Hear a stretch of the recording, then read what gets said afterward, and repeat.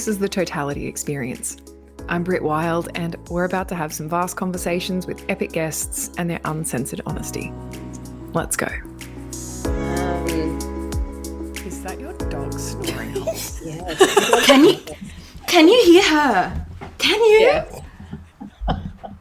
I was like, is that Alice? No, that's baby, is that? That's Lola. I'm immune to it, clearly. Soz, guys, that's Lola in the background. She's really bored by this conversation. I'd reached a point where I was really silent for a bit, and I was like, right, is this Brittany's got like a speech thing where she just plays the snoring noise if it's getting a little bit boring, and then we have to just wrap it up. Wrap it up. Okay, someone then would come back and say it's not that, it's because of Vanguard. It's about Vanguard, actually. So funny.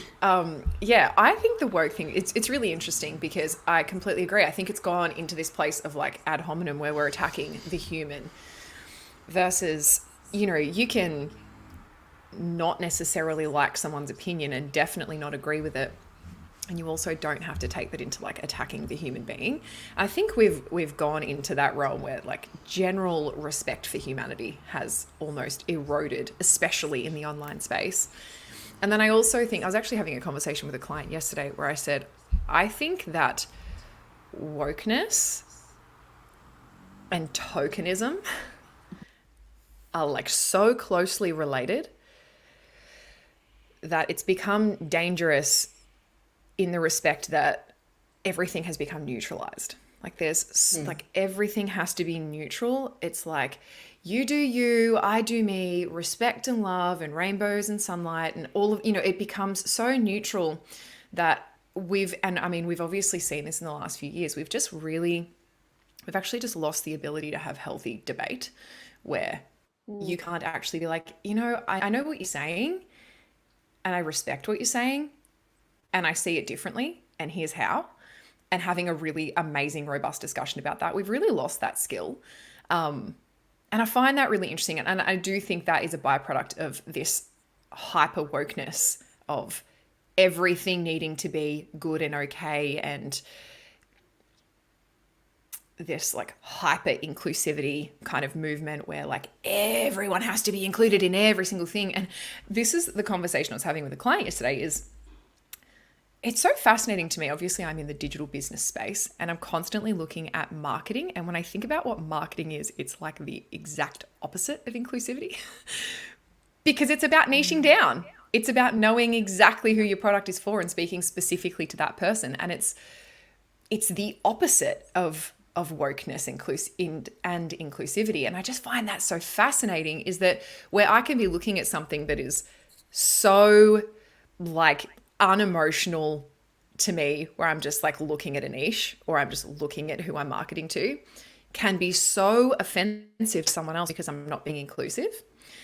And I just find that mind-blowing. And I'm like, that's just not what this is. I'm not making a political statement. I'm actually just like selling my fucking program. I think that's where it is for me. I'm like, if I did become like really inclusive, where all my language changed and all of my sales copy changed and all of my marketing strategy changed, that would be tokenism, because I would be appeasing and obliging, not necessarily moving from a place of like what's actually like business savvy and commercially viable for my brand. And so I just find that a very, very interesting line. So when will it end? I think underneath it all, now I'm echoing my own head. I think underneath it all is this like embedded resistance to be different and to stand out and to go against the collective opinion. And I think in terms of when will it end, it's such an interesting question because never before have we seen this, hyper uptake of technology as connectivity, business development, all of these things. And so we are so conditioned for belonging and for not standing out and for not rocking boats and for keeping peace at all fronts that I don't know that it's going to be something that ends quickly, because to to really stand up and own your opinions that are different, or your perspective that goes against the norm, the collective, that also goes against everything that's biologically wired into us. That's like, keep safe, don't stand out, just don't rock the boat, agree with everyone else. And so the courage that it actually takes to fully step into that ownership on a platform that we know is so synonymous now with witch hunt energy is like, yeah, it takes a lot of balls and vaginas. Like, it just takes a lot of courage. And so when will it end? When people start to unpack the shit that's holding them back, that feels really detrimental to being who they really are. And I don't know that that's going to be an overnight thing or even in a few years. I think that's going to be a lifetime's work for many people, to be honest. Where does this over offendedness come from, though? That's my thing. Like, I see so many things that I disagree with online, and I just think, I don't agree. And I carry on living my life. It takes up no brain space. It takes up no energy to just be like, cool, I disagree. And moving, I don't understand what like the hyper offendedness thing is, where we feel a need to then go ad hominem, attack the person that said the thing that you disagree with, and get into these like really, you know, it's almost like I have a right as a human being to defend these other people who are not offended, but I'm going to pretend like they are so that I can have this conversation as this like intermediary. It's weird to me. I don't think a lot of people are as offended as what they fight it to be honest. I feel like that there are incredibly loud, corporatized voices that are giving unhappy people permission to spend their time being pissed off about something that they know not a lot about, because it takes them away from looking at their lives and such as, you know, Hollie said, doing this work and actually growing. Like, for me, when I think about offended people, there's a nil growth plateau. Like, there's nothing happening. Nobody grows in the appeased environment. Like, if you're unable to hold your own healthy view, have a conversation about that and understand even why you may have that in the first place, then you have no ability to actually grow and learn from that. And unfortunately, I think we have a society who has a lot of spaces of permission to not grow at all. Hence, we have the society, like, what, this is why we have the society we do. And so I actually don't think there's more offended people than I think that there's more people who are unhappy with their lives, and that this gives them a ticket to not have to look at themselves and take a step towards becoming a better person and engaging more in the life that they actually want to live. Yeah, and it's so true, isn't it? It's such a telltale sign to me when someone is just so invested in their own life and they're so just living it so deeply, and they're really focused on the things that make them feel awesome and that they want to be depositing energy into. They don't do that behavior. They don't have those behaviors as a part of their human. So that's, yeah, it's such a good point. Trace, jump in, mate. Well, I just want to echo everything, and my 2 cents is like, I just think we've become a lot more precious now, which is a really, really hectic way to say it, but like, I think it's true. And what I find really interesting is how many people get so offended by things or will question, like, they have their identity wrapped up in an influencer's identity, or their own identity wrapped up in a mentor or a coach. So as soon as that person changes their beliefs, as soon as that person changes something in their business, they get all like, oh my God, well, and it affects their nervous system because they've attached their identity to it. So it's like, well, how dare you change your mind? Because now I'm confused as well. And that's where it's like what Al was saying. I think it's really interesting. Those people often don't know their own fucking voice. That's why they're wasting their voice on everyone else's platforms, wasting their voice. Let me argue with that. Let me tell you why I'm right. And it's like, how about you just get on using that energy for your own fucking thing? And then we'd all be moving forward in some direction, you know? So that's kind of my little 2 cents on that. Yeah. Instead of shitting on the things that you don't like, put your energy into the direction that you actually want to be going in. 100%. Yeah. I was saying yesterday that I think the woke culture thing is really interesting because it's almost like everyone's just got on the train. Everyone's just on this train and it's just leaving the station every 3 minutes and new people are getting on. And I said, my desire is to not even ever arrive at the platform.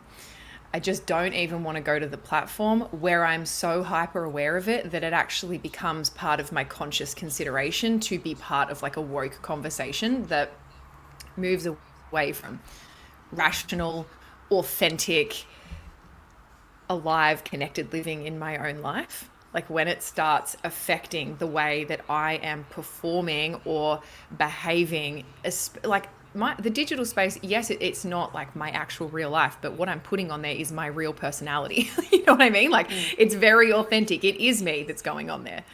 And so I never, ever, ever want to get so immersed on the platform and I'm surrounded by it all the time that it does start to affect the way I'm behaving on there. So I'm like, I can't go to the platform. I got to stay in the places that feel like home to me. And yeah. Does anyone want to add anything else to the end of that? And otherwise, I'm going to hook into the rest. I think hook on in. I just want. Oh no! Yeah, go on. No, do it. I was thinking about the when will it end thing, and I was thinking there are a lot of people who it's never begun for because they've never adjusted how they've shown up, but they have had to create boundaries around what they weather when they do show up as that person who may trigger that narrative of wokeness. And so I think you can end, like, number one, when it comes to social media and business platforms, what people need to remember is that it's not their right to know every layer of us online anyway. I still have the same opinions I have now when I talk about none of them, of these particular opinions, versus 3 years ago when I spoke about all of them and received death threats. You know, like, but one of them is really good for my soul and nervous system, and the other one is absolutely terrible for my nervous system, my soul, my sleep, how I show up with my family, how I'm able to integrate day to day in the world as a calm human being. That's not even true. I don't. I was waiting for you to do this. I was waiting for the inverted commas. I'm lying. But it's nobody's right to learn, though, to know all those sides of us.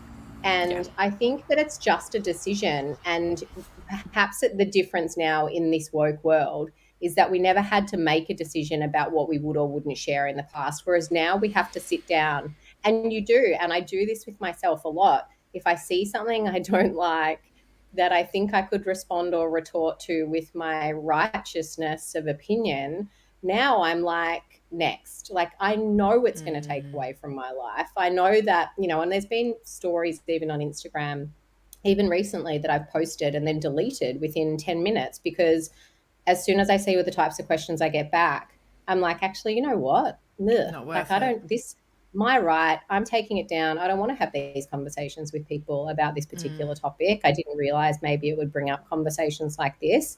Doesn't mean that I disagree with what I wrote. Doesn't mean that my opinion has changed, but it means that I'm consciously curating this world that I would like to be in.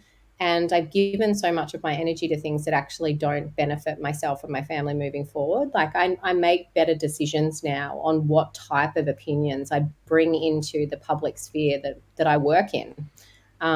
So that like I can what you're even out of open to sifting through as well.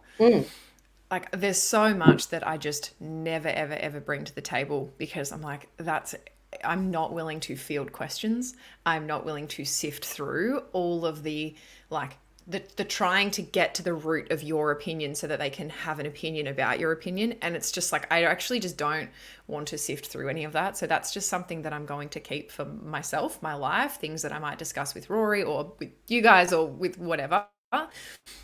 Yeah, I completely agree. And I think it's a really interesting thing on the social media front because I think people are really hungry for hearing those things, but it is the most divisive, contentious thing to share because the people that are hungry for it, that could really benefit for it, are not the people who typically send you weird shit in your DMs. It's the people who aren't necessarily invested in having a really well-rounded discussion. They're people who are ready to like launch into, yeah, but you know what I mean? Like they're those people, and it's like that's what you do it to preserve yourself from having to experience.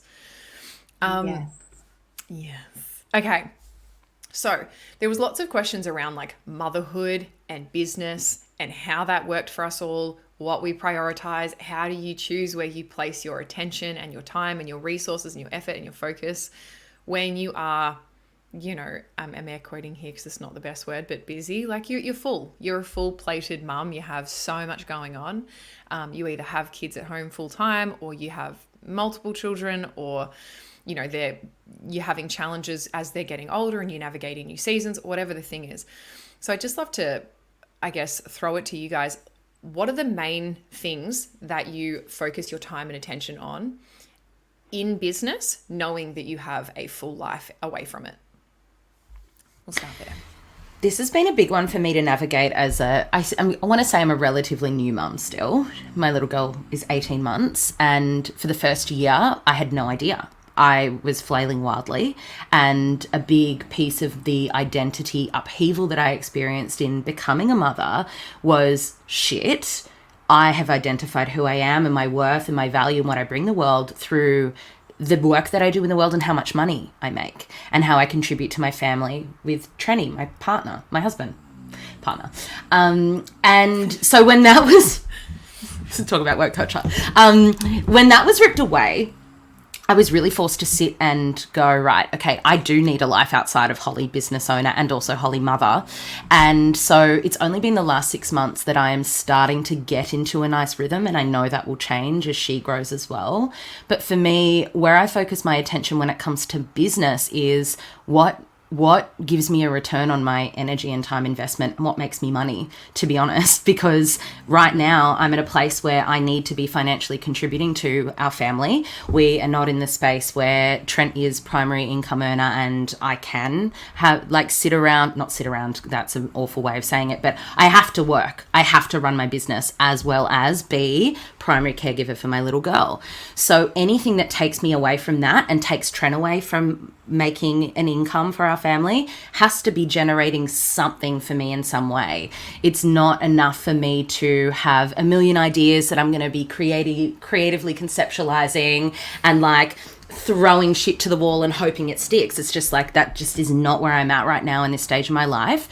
So for me, it really is going back to the basics that I know work for me personally. It's a lot of one-on-ones. It's a lot of my readings, the astro and the intuitive reads. It's getting back into modeling again, because for the output that I give there, I get a big income back. And so I have to think this way, and that's that season in my life. And I've come to terms with that. I'm not here right now in this stage to try different things out and hope they work, because I don't have the luxury of the time, energy, or financial luxury either.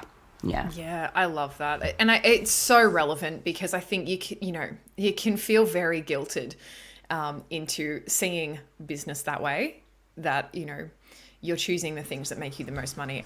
And realistically, of course you are. That's business. That's literally business. Yeah.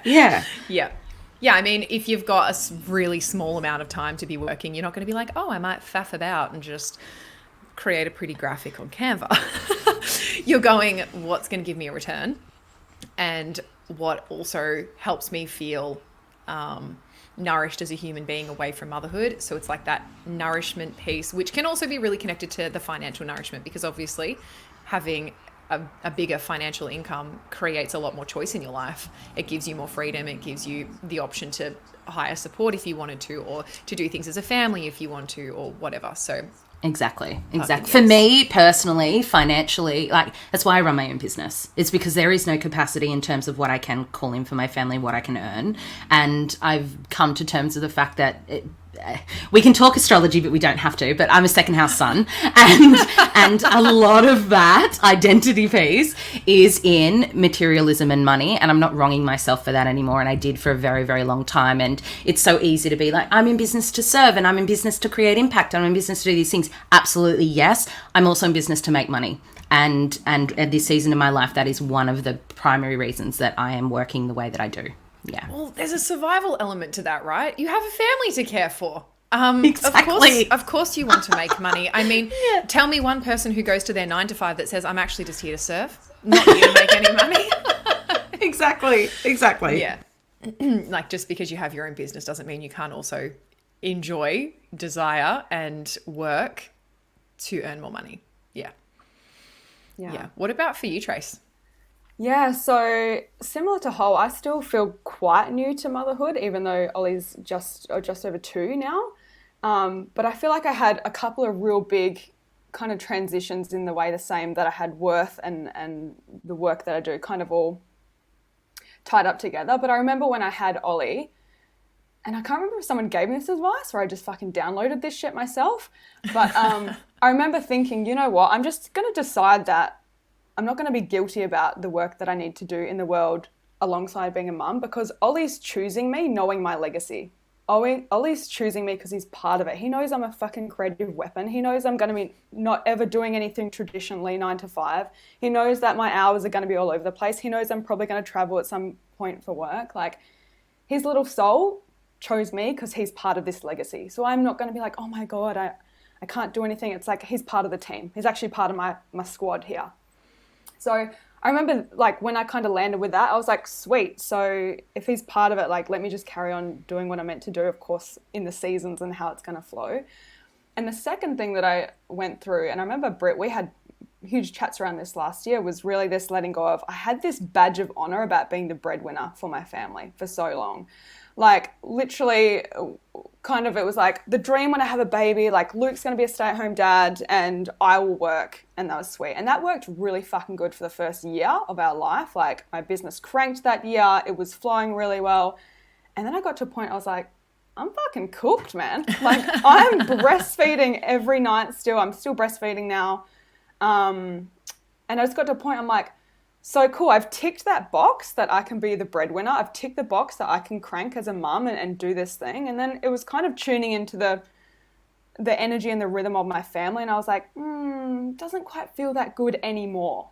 Felt really good, doesn't feel that good. And we changed our dynamic. Luke went back to full-time work. And even for him, it was really empowering for him to be in that fucking provider energy again, beyond just looking after Ollie. So it was cool to see both sides of that for me, of like, cool, I can get after it and do that, but do I actually want to? Is that the most nourishing thing for my family unit right now? And again, that might change again in 6 months, it might change again in a year, but as soon as I let that badge of honor go, and again, like, oh, okay, even now, like, so, you know, coming in from a year to the second year of motherhood, I'm like, income's not as high as it was last year. However, bitch, you've been working 1 morning a week, like, probably can cut yourself some slack. But yeah, that was a big unraveling for me for sure. And there was one other thing I wanted to add to that. I don't know what it is. But I think it's like, kind of as the mum, being the backbone of your family, being the backbone of your household, I think it's this natural, I think we all have it, right? Where it's like, you just have to be so in tune and kind of be like the Tai Chi master of your house, of like, fuck, you know what? I went a little out of balance this week. Great. I can feel Ollie needs me a little bit more. I can feel there's like a little bit of, he needs a bit more safety, or he needs a bit more grounding this week. Great. Or you know what? Fuck, I have not been in the kitchen as much as I could have, should have, want to be. And just always kind of week to week, day to day, month to month, just being in tune of like, great, let's just shift over here a little bit and let's just move over here. And I don't think it's about being the same all the time. I think that's where we fuck ourselves up, that it's going to be exactly the same and we're going to nail it. It's that ability to just like pivot and move with it as we need to. Know when, cool, like man down, need to come over here a little bit. Or, you know what, I'm not nourishing myself. Let's fucking clean that up. And I think that is a real gift that all women have, all mamas have. And it's just like the permission to kind of almost roll with that a little bit versus like fucking nail it all the time. It's like week to week, it's actually meant to change. Like you're in an energetic dynamic with your family as if that's going to be the fucking same all the time, you know? Yeah. So, yeah. It's so true. I love that all of us have our own creative businesses and we're talking about this, because it's very different, I think, in our world than, say, if you have children and you have your support system set up and you go to your 9 to 5. Because I think we not only perhaps do battle with our own dreams, desires and things that we want, but then we have to do battle with like the literal creative mind swell that throws itself down on the table every night and says, do me, make this, create this, because you know you can, and people will love it, and then they will give you money, and then you've got a list of 50 things that you could potentially do. I think that's one of the things that I've had to learn to listen to, like allow it to ride shotgun, and then prioritize where I focus that attention on. And I think one of the things that we have to be really clear about is that, and I work with a lot of women who want to create businesses for themselves, is that all of us are well aware that regardless of how much love and joy you have for the pillar thing that you're earning money from at that time, and that's not necessarily a given, you don't have to love the pillar thing that you're earning money from at the time, that we still know that the A to P or A to Z, like there is grunt work in there that you have to do every single day because you have a job that you've created for yourself, regardless of the platform, medium, or the fact you do it for yourself. It's like, I think people witness online creatives or online entrepreneurs and they forget that they pay taxes, and they forget that they get up every day and they open a laptop and they start writing when they don't feel like writing. Like, for anyone who hasn't read The War of Art by Stephen Pressfield, it's such an incredible book for this, because it talks to the eating the shit sandwich and getting the stuff done even when you don't necessarily want to do it. Like, even in my job that I love, I love. I probably love 10% of it, and the rest of it is grunt work. I love the 10%, and the rest of it is grunt work. And that never, ever changes, because this is just the fact of a job, like. And so I think when I witness women in motherhood who want something more for themselves as creative entrepreneurs and are struggling, I watch them waste their time. And I talk about this so often. I watch them waste their time thinking it should be easy, and the jobs that they get to choose are the fun ones all the time. And they don't pick up the jobs that are shit slinging because they don't want to do that. But it's like, we're all doing those jobs. That's why our businesses are successful, amidst the bits that are like, hey, here I am talking on a podcast or on a stage, or we haven't cracked some secret code. There's no secret code that we've cracked that has meant we don't have to do that anymore. 100%. And then you still have to navigate the wiping of the asses and the breastfeeding, and that, like, we haven't.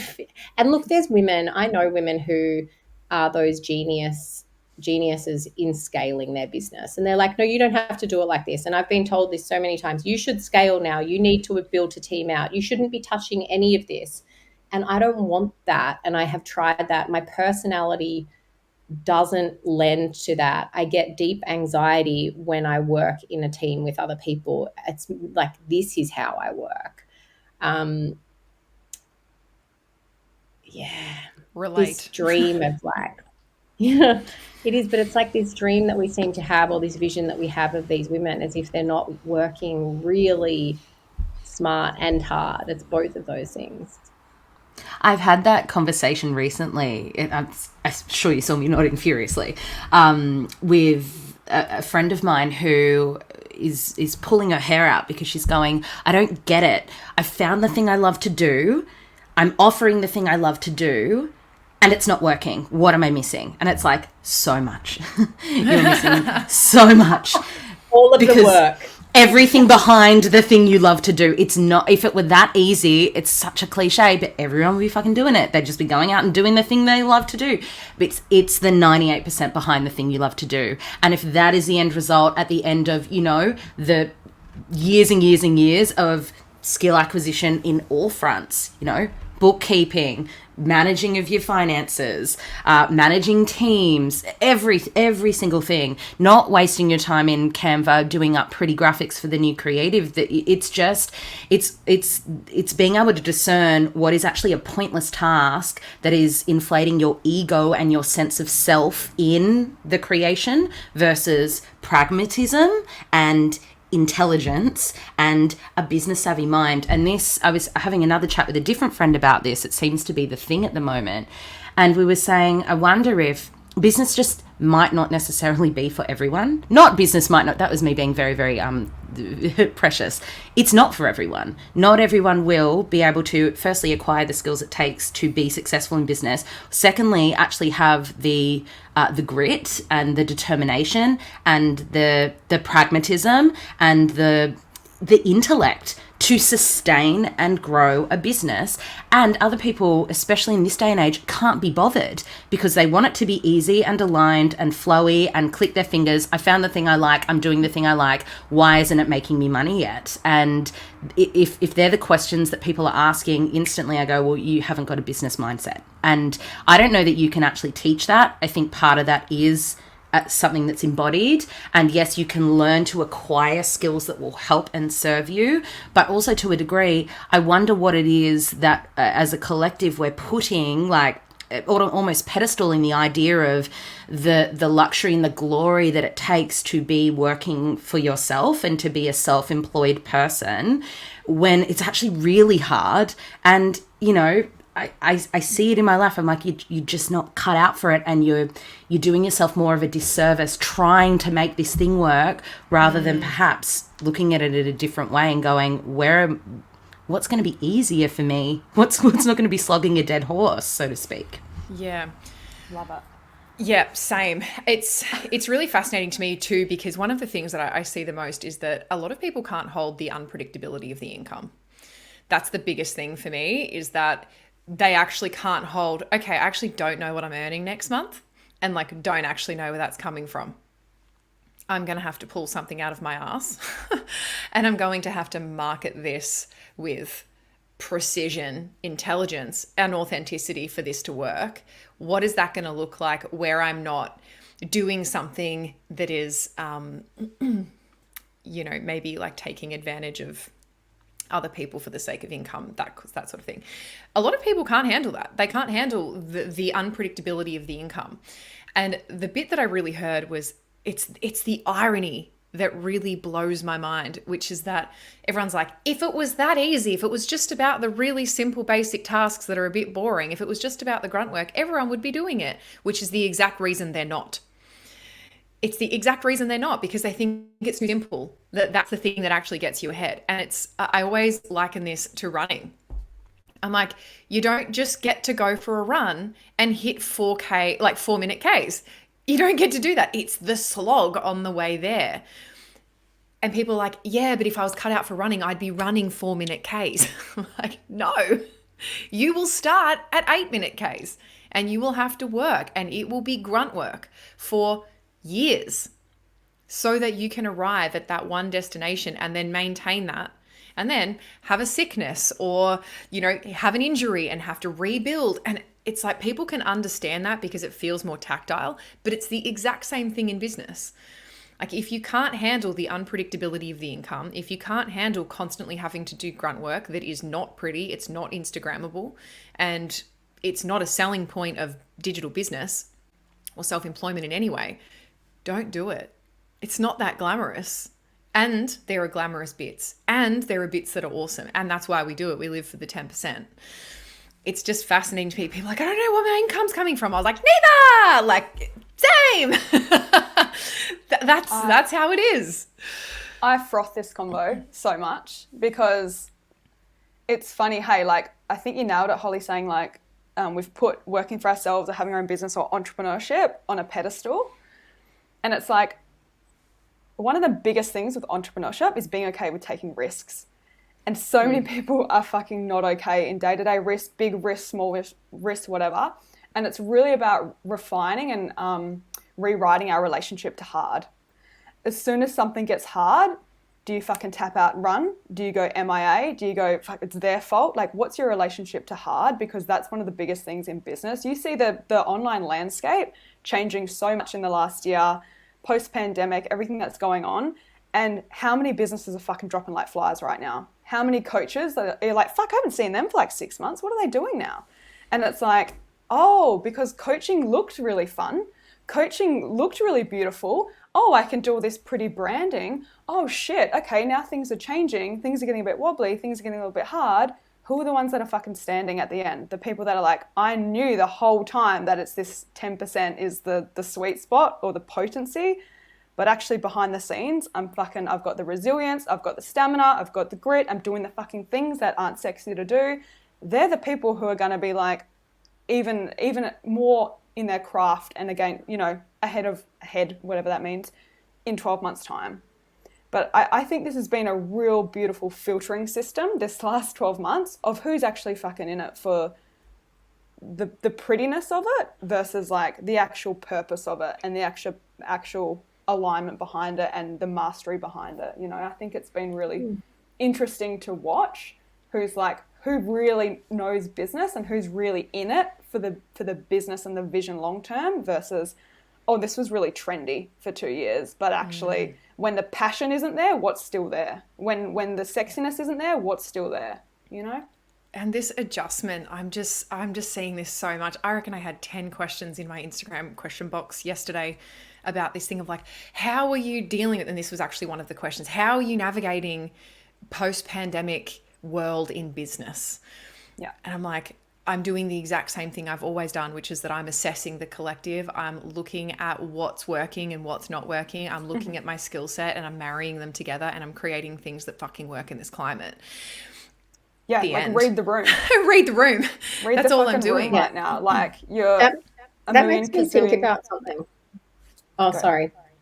You go. No, it just makes me think about, it's funny you said the question box. In my head, I'm like, everyone who asked those questions in the question box, their business is at risk right now. And the reason 100%. I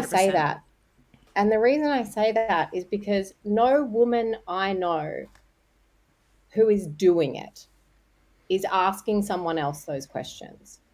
Nobody who is doing it is waiting for permission to do it right now. They are just doing it. And if they're looking to you for the answer of how to navigate the world that they are in, which you know nothing about. I really don't. Like, they're gone. This comes back to the risk thing though, right? This comes back to risk. Because what it is I'm not willing to gamble in this climate because it might not work. And that's the thing that makes you a business owner or doesn't make you a business owner. It's that you're not willing to take that risk. Like you're not willing to experiment. And I think that's where people are like, help me find the specific answer that means I don't ever have to risk anything. Yes. And then it's on you as well. This is a diminished responsibility. I see it every single day. I actually, like, maybe because I've been sick lately, I don't really suffer fools all that much anyway, in my own mind. But I think more and more as I'm aging and I'm seeing the negative effects of perhaps the different worlds in the coaching industry, and I'm not in the coaching industry myself. You guys do that. I would rather shoot myself in the eyeball. I really would. I struggle. I would be in jail very, very fast. Somebody would have me arrested. But I witness it, and because now I think everyone I know has children, or most people I know have children, it pains me to witness so many women wasting the time of their families asking the questions instead of doing it. Instead of burning every bridge to do it and then see how it plays and then make the decision.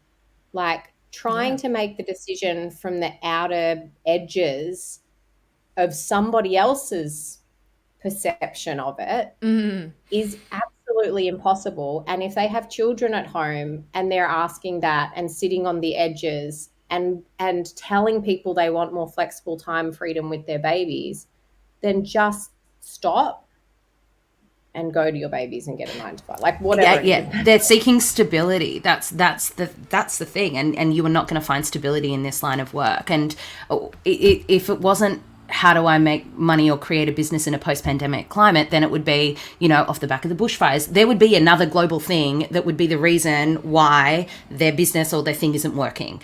And what is the post-pandemic climate though? That's what I'm so confused by that, because it's like, are we looking at I received a similar question a few weeks ago, Britt, in my question box, which was around the economic climate we're currently in. And I literally was stumped because I was like, what economic climate are we? I'm so laser focused on just my business is doing better than it has, 2 years. Yeah, but you're not going to the platform. That's the problem. You're not arriving at the platform. There's a whole bunch of people milling around there and they're like, the economic climate, post-pandemic. Yeah, it's like, get off the forums, get out of the threads, stop reading people's comments and other people's opinions, and just separate yourself from what's happening externally. Yes, we'll always have some semblance of an impact on what we create in business. But also, if we look at the flip side of it, some of the best businesses and the best creations are created in climates that are more touchy and more challenging, because that's the moment for the resilient to rise to the surface. And that's where business is interesting and fun. And that's what I genuinely do get excited when it becomes a bit of a wobbly economic climate on the outside, because people do jump ship and they freak out. And like what Trace was saying, who is left are the people who are actually in it for like the integrity of the work and for work's sake as well, not for the jumping on the trendy thing right now because it's the hot thing. I mean, all of us, we've been in our lines of work for many years, decades, I want to say, and that's the piece, is like it's not. You're not going to flick a switch overnight because you've decided you're going to do this thing because everyone else is doing it. That's actually, there's so much wrong. There's so much wrong with it, and it really works me up because, like what Alice was saying, is it's just such a waste of energy and time, and it's just such a misuse of thought. That's what it feels like. It's like, why are we ruminating on these things that are genuinely not serving anything but to create more fear and more resistance and an inability to move forward? It's a spiral, and I don't see anything good coming from a question like that. Yeah. Yeah. Can I add something here, Britt? I'm just getting this, like... Please. I love my music analogies. I do. And...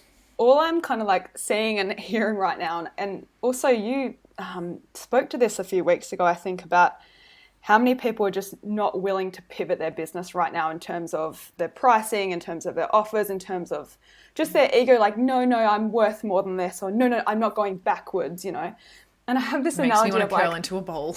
Yep. Honestly, I'm like, you're fucking making it hard for yourself, mate. But I kind of have this vision of like, how many people right now aren't willing to be the busker, but they're expecting to sell out their stadium tours? Oh, right? So good. Like, I'm willing to be the fucking busker on the street. I don't care if I've been in business for 5 years or 6 or 7 or 10. Like, this is my gift. This is my fucking light work. This is my life work. This is my creative joy, doing what I do and teaching and talking and speaking and all the things. And so many people are like, well, I've had my stadium moments. I've had my speaking gig. I've had my 6-figure business. I've had my course that's gone really well. I've had one post that's done really well. So like, I cannot be seen busking anymore. I cannot be seen halving my prices. I cannot be seen going back to one-on-one when all I was doing was masterminds. And I think that's what's bottlenecking a lot of people right now, is just like, yeah. Shut the it's fuck this up. Humility. Yeah. Humility. I was talking to someone else that's been on the podcast, and we were talking about relationships. And I just said to her, like, one of the things that I think is the most important thing in my marriage, and it's going to segue into an excellent question I'm going to ask you in a minute. But one of the most important things that I have had to learn in my marriage is humility. Instead of being right, can I be open? Can I just be open? And it's the same thing in business. If you're not willing to humble yourself and be like, okay, cool. So I used to sell $30,000 coaching packages, and now the going rate, because of inflation or whatever the fuck is going on, is $3,000. What am I making that mean about who I am? How good I am at my job? I'm like, I couldn't give a fuck. I haven't changed. Like, I'm the same. I've got the same. Actually, I'm probably better. I've got an advanced and a more experienced skill set. And also, I'm not dumb enough to not get any clients at $30,000. I'd rather have 10 at 3. And I'd just rather do that for a bit. And then as soon as the climate shifts again, because it will, because that's how we exist. We live on a pendulum, on a spectrum, and it will continue to move and evolve, and I will continue having to be agile with it. And that is an elongated experience that you have in business. You will always be moving.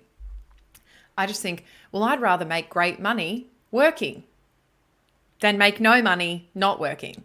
So it seems pretty easy to me, but it's this humility piece.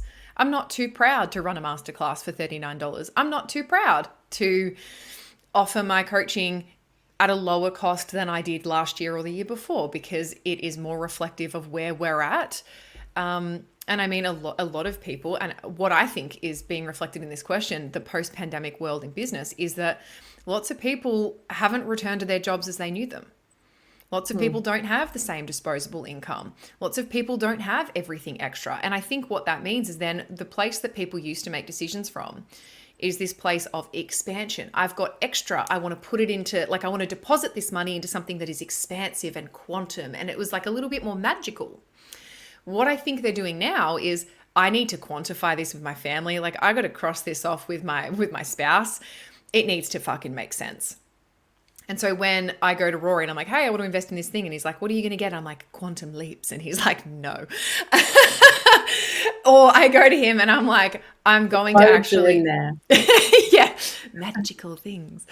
Or I go to him and I say, I want to invest in like Alice's Rise and Thrive, and it's going to teach me about, you know, like a health protocol in the morning so that I'm feeling really nourished, so that I can actually have more patience, more bandwidth, more capacity, more space, more health, more vitality, so that I can pour into my family. He's like, no brainer. I think what people, like the thing that I notice with this post-pandemic world in business is just make it easy to say yes. Like, that's ultimately what it comes down to. I'm like, shift your marketing, shift the language, make it easy to say yes to by making it tangible and making people really be able to understand what they're actually investing in. And so many people that work in these like energetic, intangible spaces aren't adjusting to that. And they're going, my business is fucked. It's falling apart. I'm like, no, you're not adapting. You're not adapting. And it's the humility piece of, I get that your work is magical. Continue letting it be magical. Change your marketing. Like it's a really simple thing to me. So speaking of marriage, relationships, one of the questions that came through, which I thought was really, I thought it would open up a really cool chat, is how do you get through strained and challenging seasons of marriage? So I'd love to throw it over to you guys. A, have you had them? I feel like that's a dumb question, but I'm going to ask it anyway. Never. Sunshine and rainbows over here. Have you had them? How have you navigated them? What have been the things that have like brought you back into connection, back into like a real union? I'm happy to kick this one off. So Trent and I have been together since we were 18. So we've been together for 15 and a half years. We've been married for 5 now. And the foundation of our relationship, and you can imagine from 18 to, 34, we've been through a lot together, a lot of change, a lot of the things. But last year was the most challenging in our relationship, the first year as parents, right? We can relate to that if we are parents. That first year is like, I do not even know who you are anymore. And I don't know who I am anymore. And I don't know how this is going to work. And truly, for us, how we got through last year was a whole lot of fumbling, a whole lot of distance and being ships in the night. And there was nothing Instagrammable or aesthetically pleasing about the relationship at all. It's also not something that I tend to share much about online, but it's so interesting because anytime I do share Trent, it's the post that gets the most traction, the most engagement, the most intrigue, because we are looking at other people's relationships and we do this compare-y thing, right? And so I think, and for me, I don't like to play into that, because especially in the industry I'm in, which is kind of less coachy and more spiritual, you can find that there are lots of people who create this smoke and mirrors piece around, me and my husband meditate for 4 hours in the morning, and then we go and do our vinyasa together, and we both eat the exact same diet. Oh my God, can you imagine? I really cannot.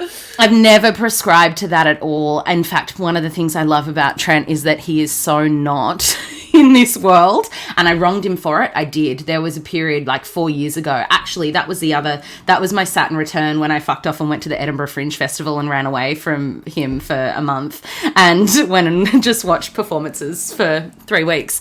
And what I actually do want to talk about this piece, because at that time, the challenge in the relationship was, Trent, you're not keeping up with me. I'm outgrowing you. You need to be doing more of the work because I'm going to grow away from you and you're the problem. And I had 3 coaches at this time because I knew I was kind of teetering on the edge. And my coach, Susanna Frioni, she was wonderful, and she said to me in no less words, Hollie, get off your fucking high horse. Have a look at who's the more conscious one in this relationship. And it was like this light bulb moment where I went, oh my God, who am I to be looking at the man I have married and telling him he's not keeping up with me and he needs to keep up. But I think that this is something that, and I see it with my clients and I see it with the industry I'm in, there's this piece around, well, if I'm on this game of growth and if I'm on this game of spiritual evolution and the person that I'm with isn't, then there's something wrong in the relationship. And I'm here to say, like, absolutely not necessarily. There will take a lot of courageous conversations, and yes, a look at your values, but there's also such misdirected and just unembodied advice when people speak around, you know, if your partner isn't doing these things that you value, then maybe it's time to call it quits. We've worked through those pieces in, I guess, the things that have worked for us, a really honest, transparent conversation and saying, this is how I'm feeling right now, and this is how can I show up more for you, is a question that I ask him all the time. At the moment, for me and Trent, I'm not a very affectionate person, and he's all about the like physical touch and cuddles and those things, and I'm like, just and so for me, I need to look at that and go, that's something that really matters to him, and he's made that known, and so I need to suck it up and give the man a fucking hug and give him a cuddle and give him a kiss and tell him that I love him, you know? And just as much for him as like, I'm a words gal, clearly. And he's not a words guy. And so for him, it's sitting and going, right, well, this matters to Hole. So I'm going to actually move through the discomfort that this means to me because we're a team. And it's just coming back to that, like all of the shit aside, how do you work together as a team? And that takes some real honest conversation at the risk of hurting the other person's feelings a lot of the time. But at the end of it going, I still choose you. Like you're my person and I choose you. And yeah, not denying yourselves of the shit times because fuck, there are going to be plenty more. I know that for sure. Yeah. I really resonate with that in a lot of different ways.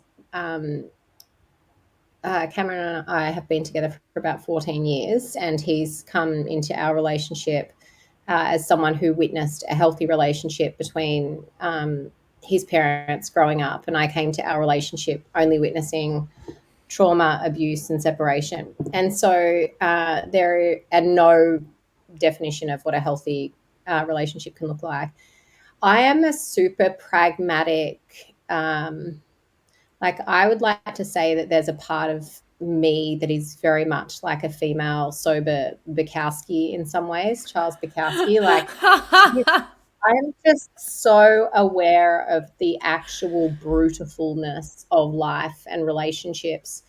And whilst I love the limerence, the period of limerence, and I love feeling hot and sexy and desiring other people and being desired, and the fairy tale poetry, Nikita Gill, whatever Pinterest poem you fell upon that day that defines what the hottest, best relationship is. The reality of life is actually not that once you hit the edges. And the thing that I love about where we are in our relationship is understanding the humanness of life in general, and that love itself is actually not what you experience in the early years of your relationship. That is limerence. That's something entirely different. And the love is what comes when you choose it day after day through everything else moving forward. And we've been through some really intensely rough patches. In fact, I think if it was a lot of other relationships, there's a couple of times in the last few years where the marriage would have ended just because we have this vision that it's easier elsewhere, or that tough times this tough about this type of thing, we were going through at the time, whatever that was, can't survive. And in fact, I think it's sometimes the very opposite of that if you are willing to show up. And Hollie mentioned honesty. There's not enough honesty in relationships. And I'm not talking like be honest when you say, I don't think I love you anymore. Actually, but yes, that fucking type of honesty. Like the amount of women and men who sit thinking thoughts about their marriages and partnerships for years and years and years and years and never actually speaking them out loud, instead of speaking them out loud and allowing the truth to decide what occurs in the relationship, is way too much. Like we sit on our hands and we allow resentments to grow instead of bringing transparency that will cause probably pain and perhaps fractures at the time, that then like someone else I'm sure is going to remind me what that ibuki, what is it? When something mends the ceramic and it mends. Yeah. Like that when you fracture something through honesty and truth, that it can actually come back healthier and stronger. We've only begun therapy in the last kind of 2 years. My balls dropped then when I said that. It's been a very big thing. Therapy. And it's actually been really amazing. Like it's really, really amazing because we are such different humans. We have this parallel life where we have so much in common, but we could easily just stay parallel forever in our own things. And we need to find that enmeshment with each other because we're both super independent and entrepreneurial ourselves. And therapy's been really, really amazing for us. And I really applaud the couples who can sit in honesty with each other through all of those times and understand that even if it feels like your heart is breaking, it's better to be in reality with each other than living fake lives and then dying, Yeah. And is that the thing that you find the most challenging? Is that coming togetherness? Like you could both just be, islands. I think so. I because you know what, I don't like to say I have a personality disorder. I'm like, I have a personality order of whatever the description is that mine is. I don't have time for this, like I don't have time.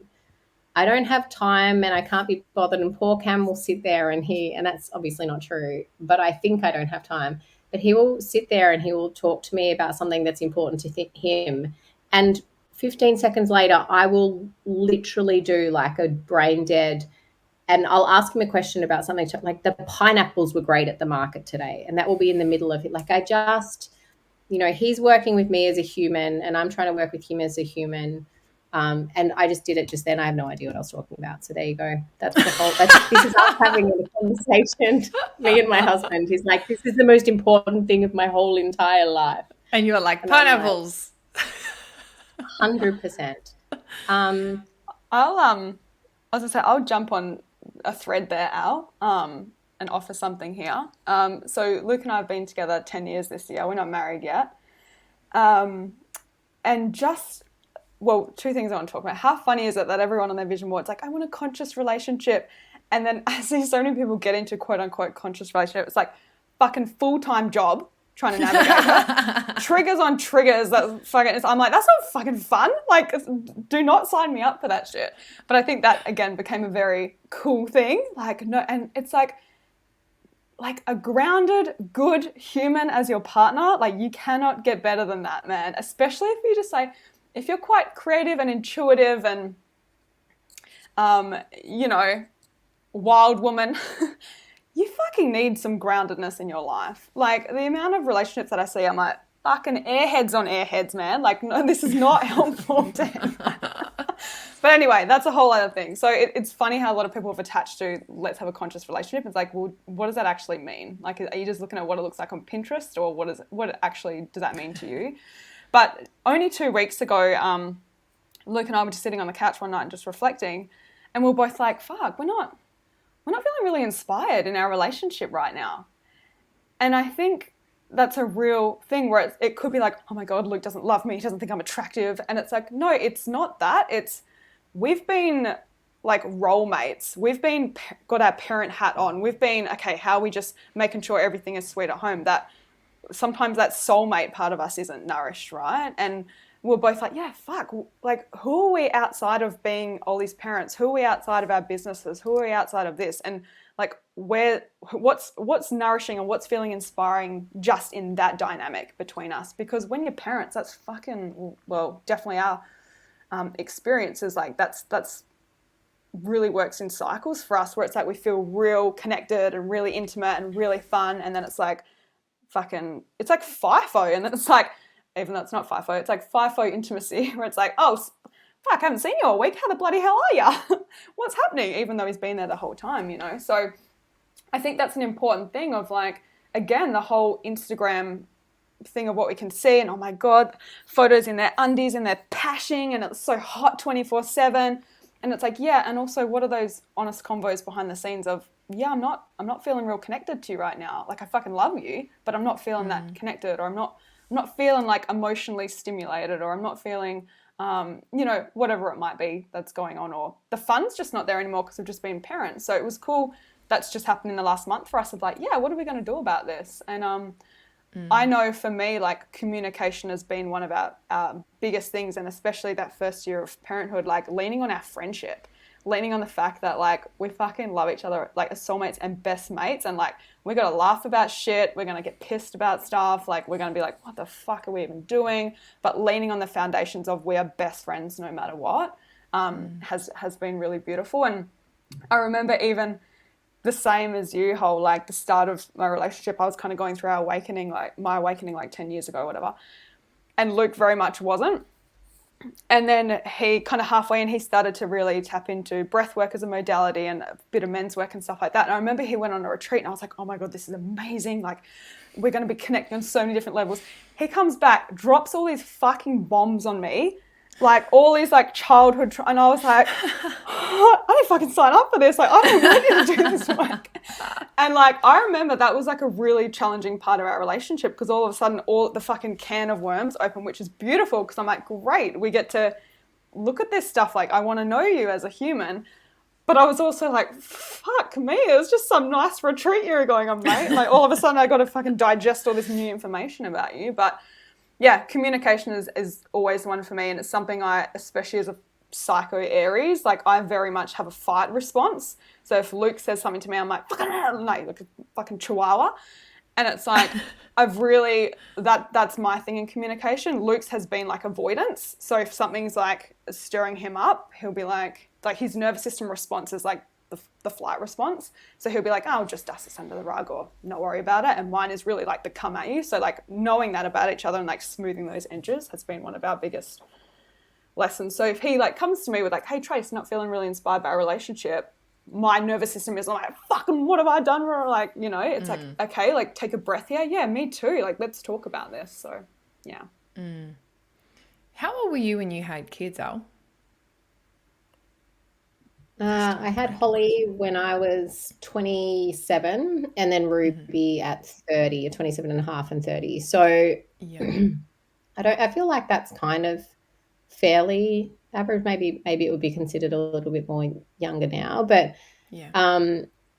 Hollie's turning 13 this year, and Ruby's 10 next month. It's just new level, new devil. I was just sitting here thinking this earlier when Hollie was speaking, and I was thinking, you know, if someone asked the question of what's the best age, what's the easiest age, and whether that would be what's the easiest age to be a mother in business with children, what's the easiest age with children, like there is none. There just isn't. No. And I think there's really not. But I also think that this is one of the reasons that I am reluctant. You know, I'm witnessing my own identical twin sister have a family 8 years after me, beginning 8 years after me, and just seeing how radically different not just our parenting styles were, but our children were. You know, this advice giving that we tend to have in other mothers, some of it's genuinely really helpful, and some of it is also so unrequired and irrelevant to our own lives. Another reason why I think, you know, I have this general vision of,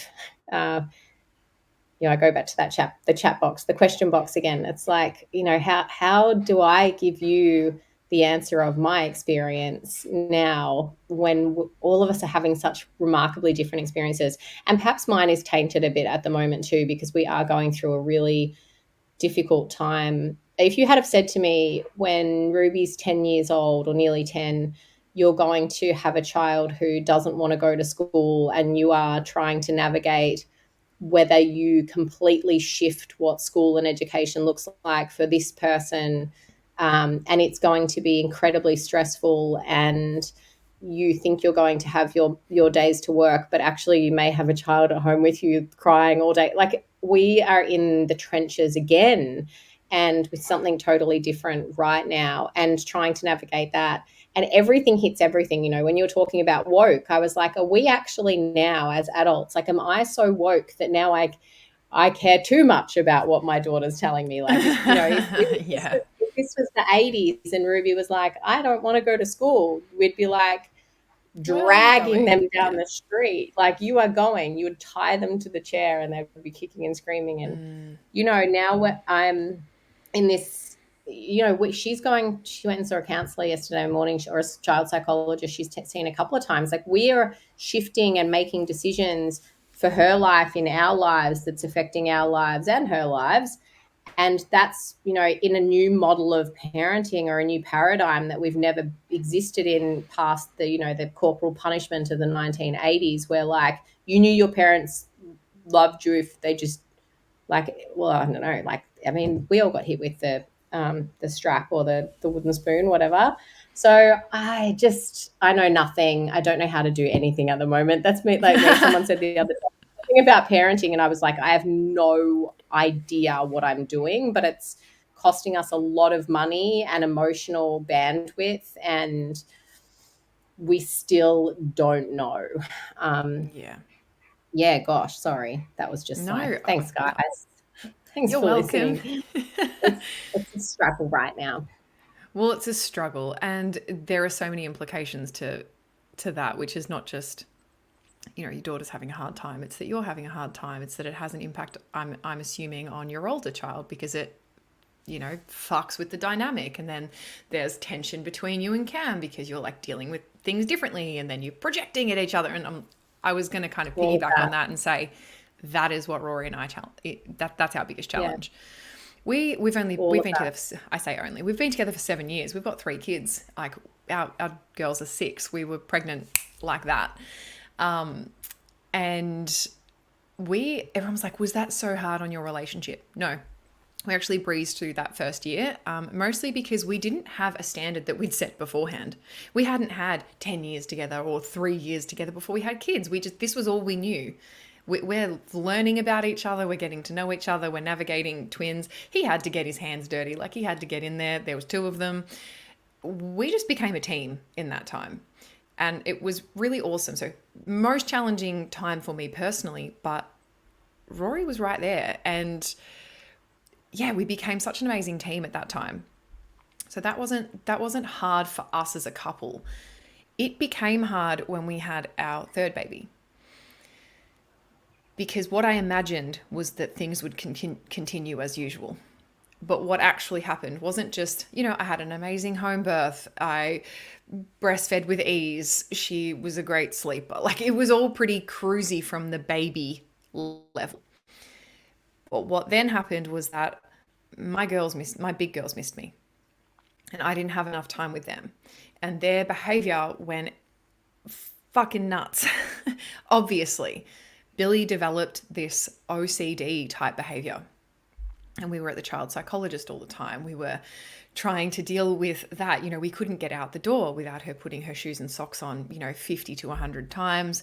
You know, if her hair wasn't perfect, we couldn't leave the house. I was just fine. It's taking me till 2 o'clock to get out of the house.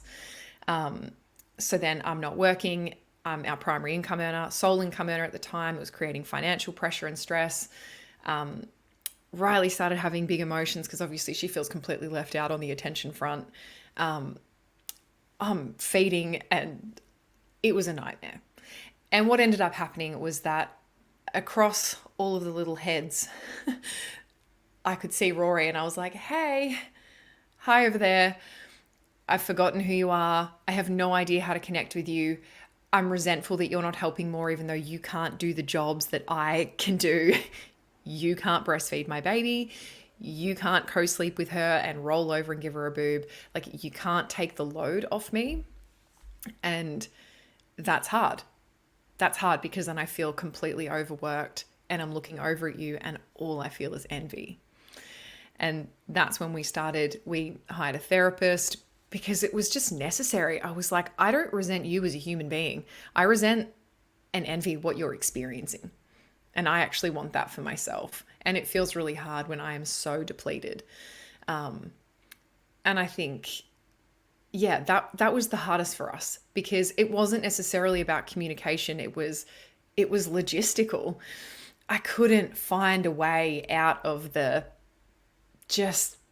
grind of I actually am having none of my needs met. I am not connected to you at all. All of my babies aren't getting what they need. I'm triaging their needs.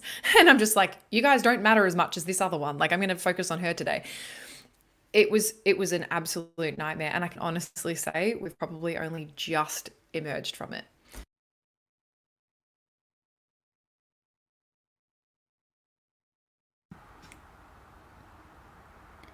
You're on mute, gal. I don't know. How did that happen? I don't know. It was magic. It was a magic click of a button. Wow, I wasn't touching anything. You self-muted. It was only for like 5 seconds. Oh, okay. Well, all I was saying was we've come out the other side, and it's really only now. And I think the reason that we're coming out the other side is because we've hired support. And I asked Rory to go back to work because I didn't want to hold that load. I mean, it's just been a really big time. And is it adjusting to 3 children? And I can handle 3 children. It's not the fact that there's 3 of them. It's the fact that you don't stop having needs when you have 3 children. It's like your needs are still there. His needs are still there. Your needs as a couple are still there. And now you have more children. It's like the interplay of the entire thing. And there is no getting out of it. Like, I was looking to climb out and I was like, I am not getting out of this. This is it. I'm doing it. Like, this is actually what it is. So these have created strains in that because there's not intimacy and there's not connection and there's not like deep honesty and amazing conversation that helps you feel really connected. There's just cohabitation. And you know what? I moved out of share houses when I was 25. Didn't want a fucking bar of it. I was like, I'm out. And now I'm share housing with 4 other people and a dog. Like, this is not a vibe. So it was basically like Operation Unity, like coming back into a relationship as a family. And yeah, what that has looked like. And I shared little bits of this on my social media, which I really actually fucking wish I didn't now. But excuse me, I really wish I didn't. I got so much unsolicited advice. It wasn't funny, but this is why I decided I'm going to wean. Like, Luke is about to turn 2. I'm gonna wean, and I actually need to find a daycare option, which I have been looking for about 8 months now. It's been a whole process. But I found a family daycare. And I had so much, unsolicited advice and projection about like weaning before they're ready. And I was just like, okay, but if you knew the context of my entire family, and this was one of those times where I was like, poised, I'm ready to fuck you up with a reply. And I was like, also for my own sanity, I'm not walking down that path. I'm just gonna delete it and just but the reason is for all of these things. Like, I actually need to be able to meet the needs of my older children as well. They need to be priorities. I can't tell you, we drive past the wildlife sanctuary here every day, and every time we drive past, it like breaks my heart. The girls are like, they like will put their hands on the window. They'll be like, when can we go? When can we? And I've been saying for a year, I'm like, yeah, we'll go in the school holidays. Haven't fucking taken them. I'm like, and it's because we always have to come home for a nap. There's not enough time in the morning to go. It's like, there's so many things happening within family dynamics. And so when I'm looking at this question of like, how do you get through strange and challenging seasons of marriage? I'm like, it's never just marriage for me. It's family, it's marriage, it's parenting, it's mothering, it's sister dynamics, it's meeting everyone's needs. It's a whole thing. And you have to be a fucking wizard all the time to just be navigating it. And I loved what you said before, Elle. There is no easy age. And I think I was waiting for that for a really long time. When they're out of the care phase, then it will be easier because they'll be more independent. Yes, but then there are more emotional challenges. And then these other things start happening. And then you're dealing, new level, new devil. And you're like, fuck, I'm actually never getting out of this. I need to decide how I want to be in it. And so the things that have helped us navigate, therapy, number one, and an objective third party that can see you both, that you're not trying to fight, really helps. Humility. This has been the biggest thing for me. I can debate with the best of them, and I like language, and Rory does not, so I feel like I can win. And winning at my marriage actually is not winning at my marriage. So I really had to come to a place of like, I need to stop trying to win my conversations and win my arguments, and I need to come to a place of wanting to be in a team with you. And that requires humility, and it requires admitting being wrong, and it requires, even if my argument is technically correct, I'm not listening. And that's a problem. And so that humility piece has been the biggest thing for me, which is stop being so fucking righteous. Stop trying to win. Stop competing. You're actually not in a competition. And it was, and it comes down to those things like playing tit for tat. Or will you play this on the weekend and you get to go there, and like, why aren't it? And it shows up in so many different ways. So I think for me, stop being right, be humble, and like actually get back into a position where you're in a team. And I think that's the piece that we forget, because then we're fighting for resources, right? We're fighting for energy, and we're fighting for space, and we're fighting for work time and all of the things. So the teamwork and the humility piece is huge for us. Yeah. Shout out to our partners right now who are dealing with 4 powerful women. We're dealing with women who don't. I feel so sorry don't take for no my shit. husband. Same. Love them. We love them. We love him. I can't tell you how many things I don't say in my marriage, not because of lack of honesty, but because of respect. I'm like, don't win this argument. Could technically rip you apart. I won't. Love you. Is it the things? It's definitely true that the things that really irk Cameron about me now is still the things that he fell in love with me for. Like the first word that he would say would be spontaneity. So that spontaneity was the thing that he loved about me more than anything in the beginning. That ability to pivot on and turn on a dime and just have a thing come into my head and be like, we're doing this. And that causes him so much pain now. And it's harder to be spontaneous with a family, isn't it? Well, I think the problem for him now is I'm like, well, I am now doing this. It's not a we, it's a see ya. Yes. So that's what he has to deal with. So good.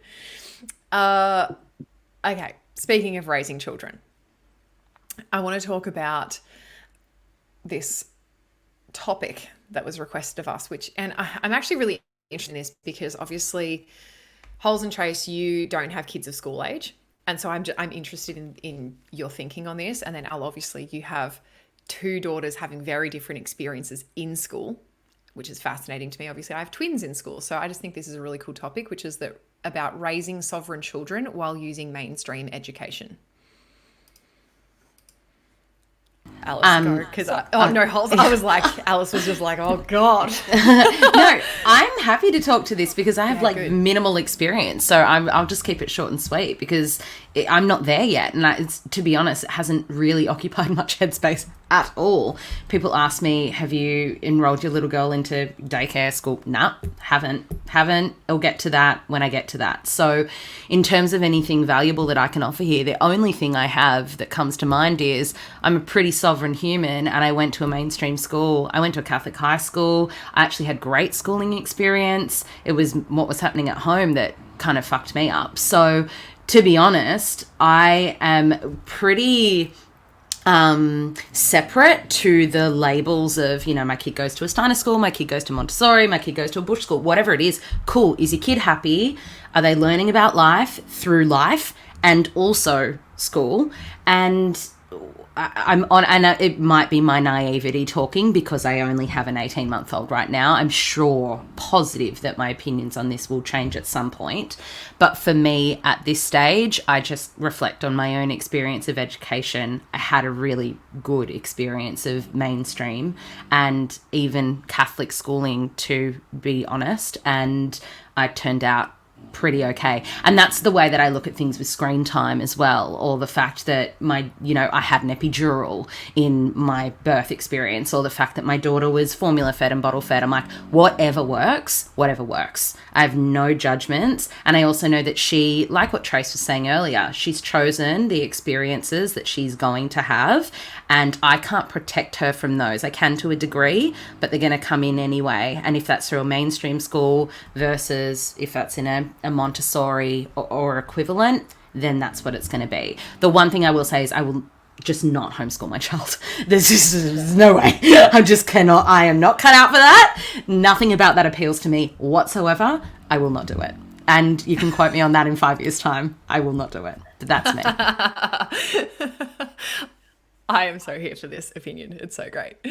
Yeah.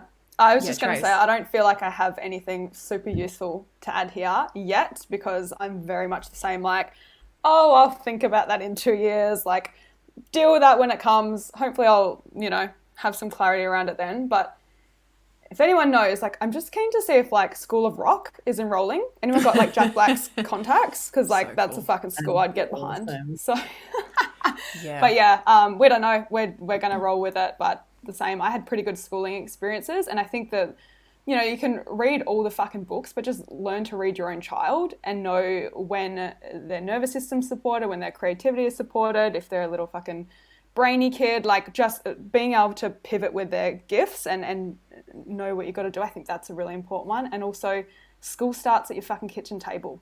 That's where our education starts. So I think, that's the best I got for now. And it's, I'll be coming to you guys for advice, no doubt, down the track. So, thanks in advance.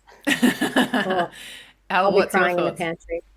Yeah, I mean, we may have had different upbringings and different levels of discipline or none. And, there's no petri dish of this and that. You need this, that, and you're going to have a sovereign child in a mainstream system if these, things go together. We're in a really interesting experience, obviously, with Ruby being very adverse to going to school at the moment. But then I also have a daughter in year 7, and she's in year 7 at a public school. And my husband, who was private school educated, wanted her to go to the local private school. She had her interview, she had her intake, she got accepted, very academic, very sports oriented, all the things that lots and lots of rich people's money throw at a school type of thing. Lots of good new balls and swimming pools, and she didn't want to go. And so that's been really interesting navigating that as well, because we're also in a lineage of broken family, my side, but this very aristocratic, cool, I feel like patriarchal. Yeah. I'm doing so well. But this on my husband's family side, when Hollie turned down, when they watched us allow her to turn down her private school acceptance, that was interesting for them. They offered her an iPhone. They offered her $1,000. Like my father-in-law tried to bribe her to go to the school. Like we've had some interesting shit happen with schooling. What? And I mean, I went to the Degrassi High of Victoria. Like there is no private school education in me whatsoever. And I believe I've turned into a good person, and I'm an intelligent person and creative. And so I feel like Tracey hit the nail on the head with it starts at the kitchen table, like literally and metaphorically. You know, we have certain things that we do as a family that are our non-negotiables. We support our daughters in what they love. So for Ruby, that's gymnastics and cheerleading. For Hollie, that's swimming, and I don't even know what else at the moment, to be honest, because she's with her friends all the time out scooting and we barely even see her anymore. And like there's a relinquishment of control that we have with her and who she is and where she is in her life. But being supportive of them and joining together at our family table every single day at the same time and with our gratitude practice is like our core things. They hate each other right now. Hollie and Ruby, both, like, we are just navigating, living life in a smackdown arena just 24/7. Like we're in a really interesting season, and I don't Has it always been like that?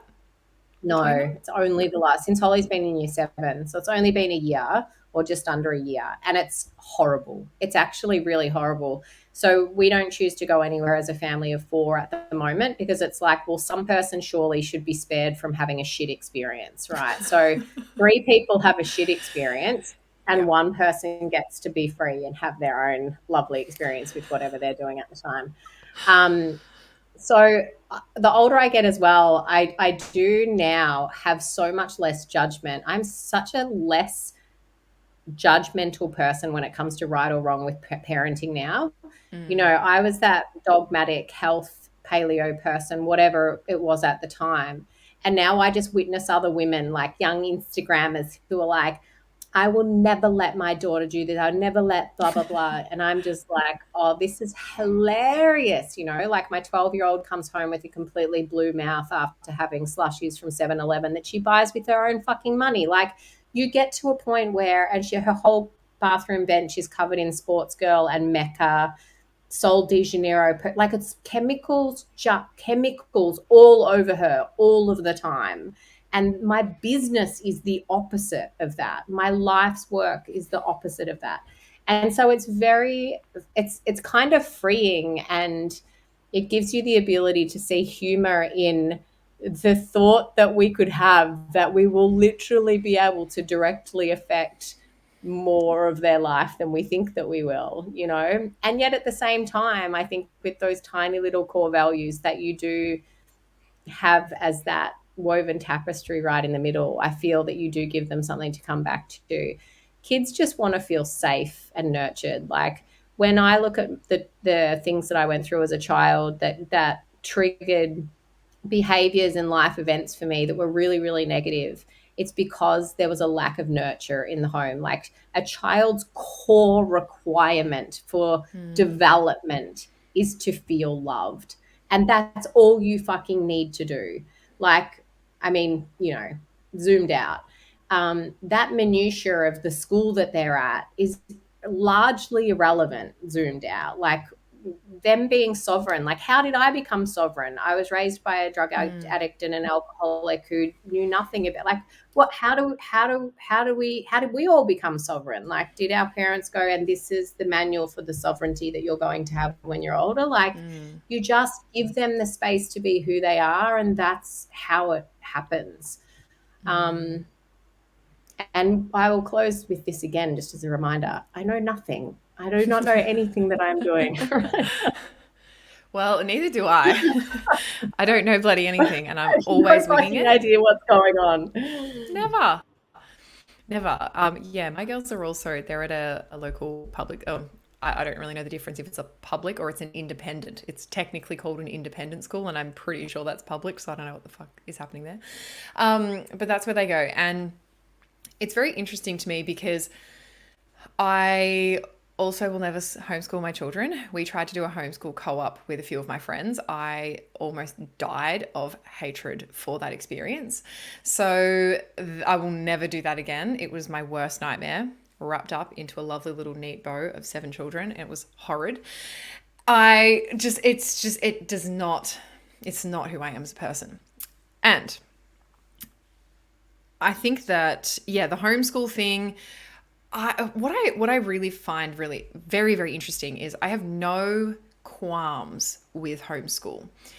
What I do have qualms with is the very absolute narrative that comes with homeschooling and the very absolute narrative that comes with schooling. If you're choosing to, put your children into a public school or even a private school, you are saying yes to submissive behavior, or you're saying yes to like being, measured against these what's the word? Almost like unimportant. There's a really good word for that I'd love to use, but I don't have it in my brain. Really unimportant metrics that schools are using. They're learning how to measure their worth against these test results. That's actually not happening. From my observation and from my own experience of school and from what I watch in my girls, they're actually not being measured like that. Their worth has nothing to fucking do with that. And I think that's either coming back, yes, it's being reinforced in the home that actually is not what makes you worthy and loved. But it's also teachers have kind of upskilled. So cool, maybe curriculums haven't changed, I'm air quoting there, but maybe they haven't, but teachers have. And school environments have. Like my girls spend so much of their day building veggie patches and composting and, doing sports. They play sport like 5 times a week. It's amazing. I love the school. And there's this really absolute narrative that comes with that says all children who go to school become great, at following instructions and not thinking for themselves. It's completely untrue. And then there's this really interesting narrative around homeschooling that says they are more sovereign and they have more life skills. I have sometimes seen that, and I have sometimes seen the exact opposite. And I think it's very interesting because it's almost, and I think, again, it's very much in the zeitgeist that I'm in, is this over obsession or over fixation on the absolute wizardry of homeschooling. And for some people it genuinely works, and for some people it doesn't. And I just see so many people sharing so many things about how shit school is. And I just think, I don't actually think that you know that. I don't actually think that you know that. I don't think you know that categorically. I think you're going off hearsay, and I think you're going off maybe an experience, and then you've looked at this like limited data that says that kids who do this don't perform well and did it, like all of those things. I think you're just putting it into a basket, and then you're hyper fixating on it and you're making it mean something, and you're building a narrative around that. And that's actually not the lived reality of so many people who send their children to school, who have wonderful experiences. A couple of my absolute best friends also send their kids to the exact same school, and we're always like, love this school. It's so good. My kids are so happy. They hated homeschool. They hated people being in their house. They hated going to collective environments and like hanging out at a playground. They'd be there for an hour and they'd be like, when are we getting out of here? Billy loves academic things. She loves reading. She loves learning. She's hungry for it. Loves being there. They wake up every morning, they're like, I can't wait to go to school. It's amazing. I love that. And I know that that's also not everyone's experience. And so for some children that it's not awesome for, there are other options. And I think that's where homeschool can play an amazing and important role. It's the absolute narrative for me. Like, can you be sovereign in a mainstream environment? Fucking obviously, we live in a mainstream world. We're all sovereign. Like, I think we're walking evidence. The other interesting thing is that one of my daughters is in a class with a girl who is a dick. I was like, how do I say that nicely? She's a bit of a dick. And she says things that are obviously coming from the home or people that she's around that are not in the school, because the school is like the classroom that I'm in constantly is full of beautiful, innocent, very incredible children. She's not getting it from there. And so she says really like mind-blowingly mature and completely inappropriate things to my daughter. And I'm like, wow. I can either go in and I can like have a conversation with your mom and go and talk to the teachers and like do all, or I could actually have amazing conversations with you at home about how to navigate that as an independent, strong, powerful little girl who's going to grow into an amazing, strong, powerful woman who can learn to say no, who can learn to pick her friends, who understands what friendship is, who knows how it should make you feel, to understand how you have challenging conversations with your teachers about things that are going on for you. Is it more important for me to teach her that skill, which you are going to 100% unequivocally deal with at some point in your life? Or should I rip her out of there because it's uncomfortable? I mean, we all know the answer that I'm voting for. And so that's a huge thing in our house right now, is the importance of no, how you say a strong no, why you need to say no, the ramifications of people not listening to your no, what you do after that. Like that skill, I'm like, that's a life skill. And that matters to me. So do I think you can raise children while using mainstream education? Obviously, yes. And I think the thing about like being sovereign is not like, I'm not going to go and live off grid and not talk to anyone ever again. That's not what being sovereign is. Being sovereign is being able to hold yourself in any environment. And so that's what I care about. I care about her being able to, or all of my children and myself and Rory being able to hold ourselves in any environment. So it doesn't really fucking matter whether it's mainstream, whether it's public, whether it's private, whether it's homeschool, whether it's a co-op, whether it's like at your local cafe or at art class. I don't really care. I actually want to teach you the fundamental skills of being able to hold yourself in those environments. So that's my own personal opinion. Went on a bit of a wild goose chase there, didn't we? Took you on a journey. Al, you looked like you were going to say something. Are you going to say something? I just think, I think if we talk about when I said, what does a post-pandemic world look like? I just think that that's just an overflow again of righteousness and dogma when it comes to what happened over the last few years. Like there was this general, and before you pressed record, I was talking about how I've been incredibly unwell, and I did a flu test for either influenza A or B so that I could use the result to decide whether or not to take antibiotics, because antibiotics don't touch a virus. If you've got influenza A, which is what I did, antibiotics do shit. There's no point taking them, but a doctor would have prescribed. I already had them prescribed by a doctor for it, but it wouldn't have done anything. But I was receiving messages from people on Instagram who knew that I'd taken a flu test that was basically like, why would you do that? And it's this whole thing like, if you support this narrative, then what you also have to support. It's that woke bucketing of you into this whole box that like, well, if you didn't take a vaccine, that means also now you better believe that homeschooling is better for your children. And also you will never take any pharmaceutical medication again for the rest of your life. Like that's the woke thing just again, like it's trickled into, for me, that's what the post-pandemic world is. It's like this insane version of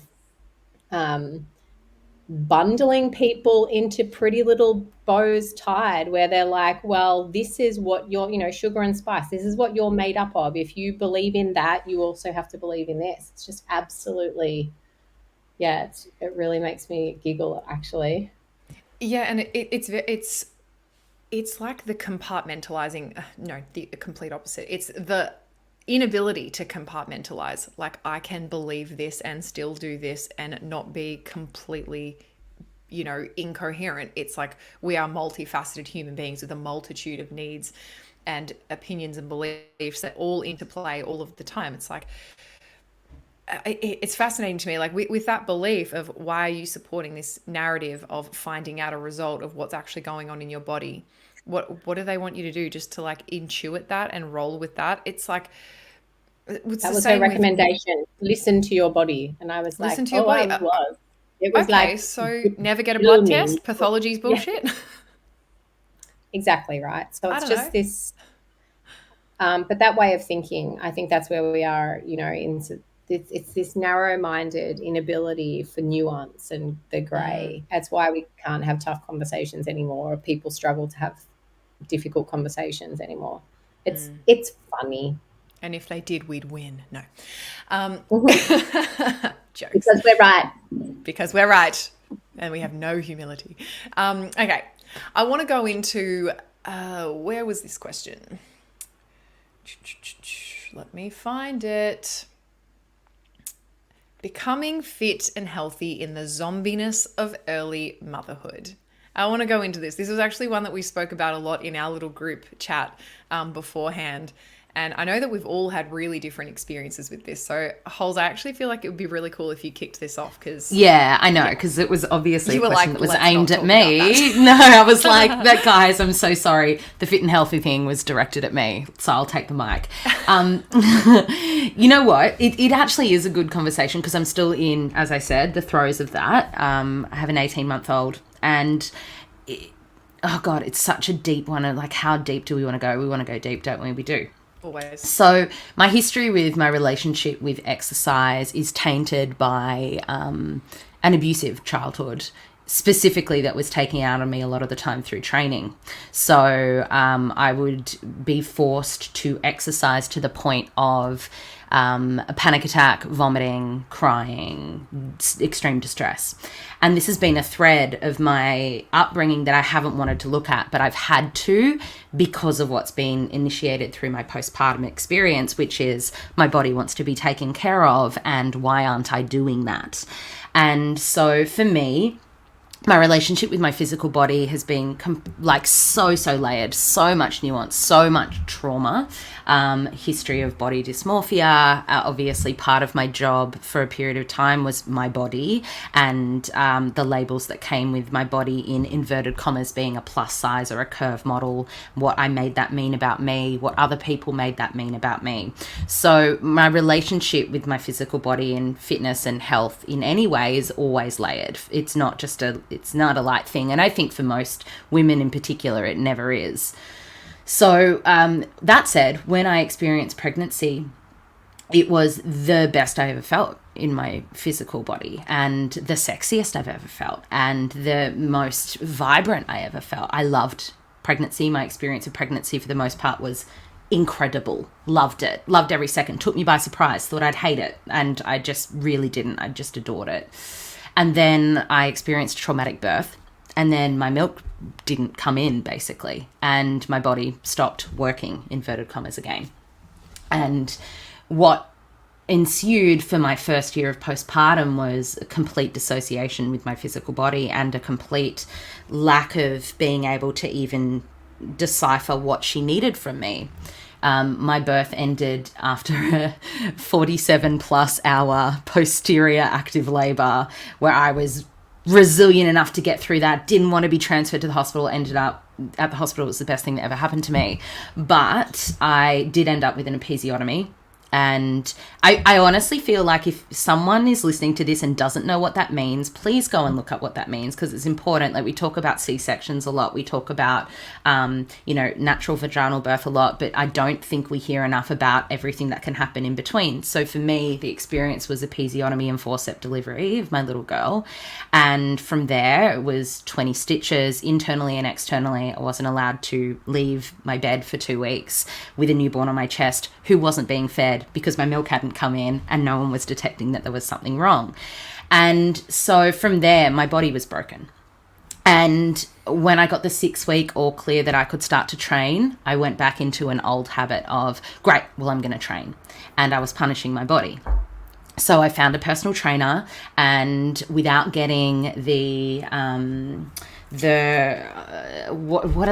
physio, the women's health physio, without getting that check, because it wasn't drilled into me that I even needed that, I started training once a week. And that was mentally, I felt really good. I was like, yes, I'm lifting weights again.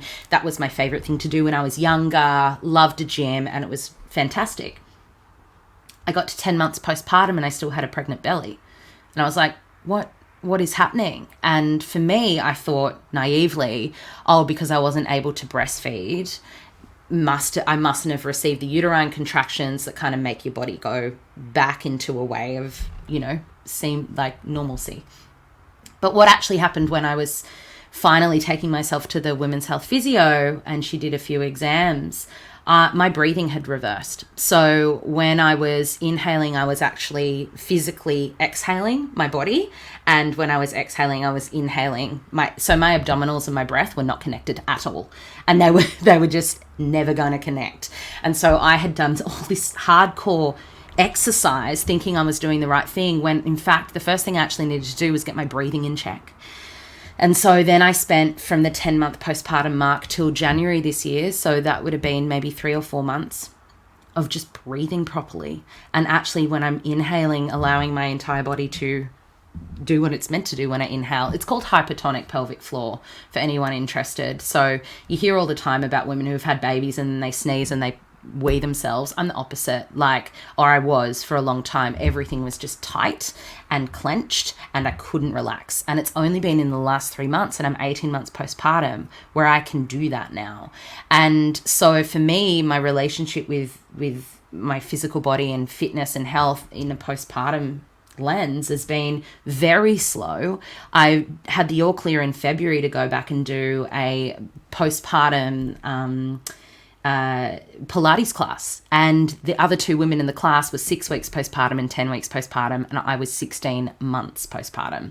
And I was like, whoa, this is humbling, and also holy shit, why aren't we being spoken to and taught these things? I had to just figure it out myself. And I'm at a place now where I am forced to look at the layers of trauma that are underneath my relationship with exercise and what I've made it mean to me in terms of feeling unsafe when I train. And it was really highlighted to me in my postpartum experience where I didn't feel safe in my body. And so I overrode what was actually needed, which was to go really, really slow. That said, something that's been fantastic that has happened off the back of my postpartum experience with my body is nourishment and the way that I tend to my physical body through what I'm eating. And we have Alice to thank for this. But truly, I was pescatarian since I was 16, so 17 years. And now in unraveling the trauma, I was around the time that shit was hectic at home, and that was a way that I could create control in my life. And when I started to feed my little girl solids, something that just came through for me very obviously was I'm not going to not deprive her of anything. She gets to choose what she wants to eat. And so I was making her, I had the Boob to Food book, and I was making her all these delicious meat foods. And I was like, I'm just going to try a little bit. And my body was alive in a way I've never experienced before. And now I am the biggest carnivore you have ever met in your life. It's hectic, hardcore. And people who have known me, Trent's I am so thankful. I'm what is this feeling of fullness that I have in my body? I'm not going back for seconds and thirds. My breakfast now are sausages and eggs. And it's that has been the biggest thing in my postpartum experience of nourishing myself nutritionally and seeing the difference. And again, another identity breakup for me of what I made it mean to be a pescatarian. I don't think I was dogmatic in the way that I judged other people at all, but it was for me a label that I wore. And now it's I can still love animals and also eat them. And I feel, and my body's really happy for that. So that's been my experience. Yeah, and I'm still very much in it. Very important stuff. That nourishment piece. I mean, how many people exit the postpartum period feeling, you never exit, you're always postpartum, but that immediate postpartum period feeling completely depleted and undernourished. And yeah, that was me. Yeah. I too did not listen to my body. I was nourished for the first month while I had a meal train, and I just sat there and got fed, and it was so good. And then as soon as the meal train disappeared and the needs of everyone in the house just went, and it was during the world stuff, and so all of us were at home all of the time. I was like, be fucked if I'm making extra food. So I actually stopped nourishing myself. Rory did his best, but my appetite stopped. I basically just wasn't hungry anymore. And then I was like, oh, I'm feeling like my mood is really low. Probably got some stuff going on hormonally, probably just not eating. I was like, oh, I'm going to exercise again because that'll give me like a little dopamine hit. That'll be really awesome. And I got really, really addicted to that like low mood, hardcore exercise, dopamine hit. And that just, it put me into this place of like so undernourished that had a really big, really big effect. And that probably went for a year, like where I just wasn't eating enough, was exercising probably too much for the amount of fuel that I had going in. And so it wasn't, the question was becoming fit and healthy in the zombie-ness of early motherhood. I was exercising and the food that I was eating was awesome. And so it looked healthy on the outside, and really, I know what it felt like on the inside, which was that my mental health really struggled because of it. My ability to focus really struggled because of it. My skin health really struggled because of it. I was less resilient emotionally. I was like, there's so many things that are happening as a result of this. And then again, Alice, I did her Rise and Thrive program, which I mentioned earlier, where I was like, I actually just need to come back to basics. And I've actually felt so much shame around this because this is the field I worked in for a decade.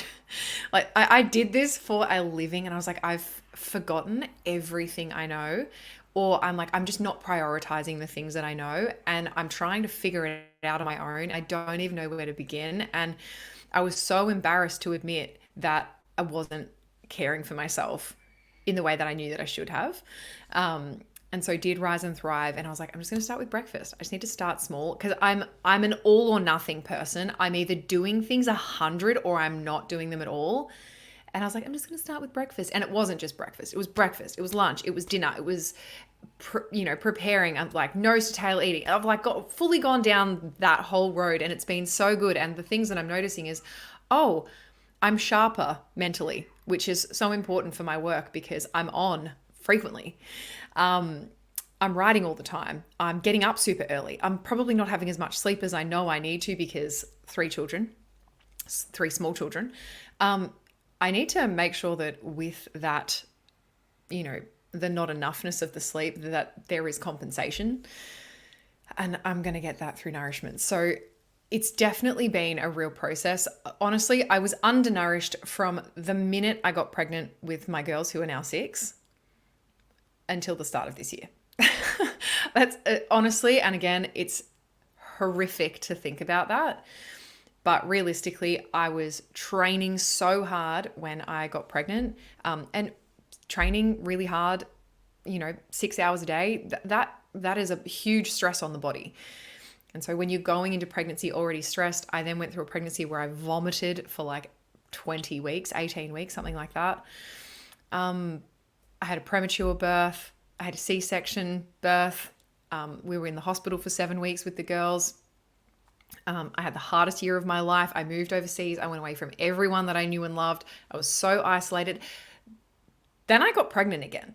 And so like I just built on the undernourishment, and it's that whole phrase of like, it's going to catch up with you at some point, and it caught up with me in this postpartum. And so that's like my focus this year is that Operation Vitality. So my answer to this question of how do you become fit and healthy in the zombie-ness of early motherhood, you don't do what I did and not listen to your body and not actually heed the warnings that it's giving you. And, I think this is the part that really got me, was that I was like, it's communicating so much to me. I don't actually know what to do. I feel overwhelmed by what's being communicated that I don't even know what I'm doing. And I felt completely paralyzed with how to move forward. And so I just didn't really do anything. So I started working with the natural nutritionist after the Rise and Thrive call. And yeah, part of my protocol is like, stop exercising so intensely so often and chill the fuck out. So yeah, that the yang stuff, nailing that. I'm really having to lean into the more yin stuff right now, and I find that 10 out of 10 challenging. So it's just a process. I wouldn't even say I have any answers because I'm actually still learning to be completely honest. Yeah. Yeah, I think we kind of spoke about this, guys, really briefly in the group chat last week or whatever, about kind of redefining what fit and healthy actually looks like. Like, isn't it funny how it's like fit means I have a six pack, and now it's like I want a zen as fuck nervous system, I want mental clarity, and like that's the things we want to tick now. And I remember just before we had Ollie, so after my pregnancy, I remember kind of telling myself and like putting on a post-it, like a permission slip, Trace, this isn't the season for six packs, this is your season for softening. And kind of giving myself that permission of like, this is probably, because it's probably going to take a little while for things to get back to normal, whatever normal actually is not even a normal thing. But it took me a year to actually feel in my body again after having Ollie. And that's just, I mean, there's a lot of fucking conditioning and society bullshit that we know as women we put up with. But I never really had like quote unquote like body stuff. Definitely little things in high school, but it hasn't been a big part of my journey that I've struggled with. I've kind of always just been kind of lean and fit-ish, I guess. But that thing coming like postpartum, I remember looking in the mirror and being like, who dat? Like, huh? Like, what is happening in my head? It's so confusing. It was just a really fucking confusing thing. And I remember, I reckon I didn't really move at all apart from really light walking for a good 6 months after Ollie. Like, I remember just being like, bitch, this is your time to rest. You've been going hard for your whole life up until now. It's okay if this is going to be a bit slower. And again, like I said, with the business thing, like being okay being seen as the busker. Like, I remember, and again, I've got a background as a personal trainer and a group fitness instructor, past life stuff. But same thing, that judgment of like, this should just be a fucking part of my life. Like, I should be able to just do it. And thinking, when you've had gone through a pregnancy or any changes in your life or, you know, whatever season you're in, thinking you can just rock up and be doing what you were doing at your fittest fucking peak time in your life. And it's like, no, sweetheart, you're going to have to, like, it's so humbling, isn't it? Because I did a few private Pilates sessions just to connect my brain and my body again. And I remember literally like trying to activate my glutes in a bridge. And I was like, why so hard? Like, why is my body not doing this, you know? So I think it's taken the time, and I so relate to you, Britt. Like, I felt pretty good. Like, we definitely did the whole nourishment thing, and eventually I got back into moving my body with Pilates and slowly like just moving the stagnant energy again. And then it was, I reckon, October or maybe August last year, so yeah, a year and a half in, when I remember I literally started Googling postpartum depression. I was like, I don't feel right when I wake up in the morning, and Googling like symptoms for this, like, what does this mean? And I'm not making a joke about postpartum depression at all, because it's a very fucking serious thing.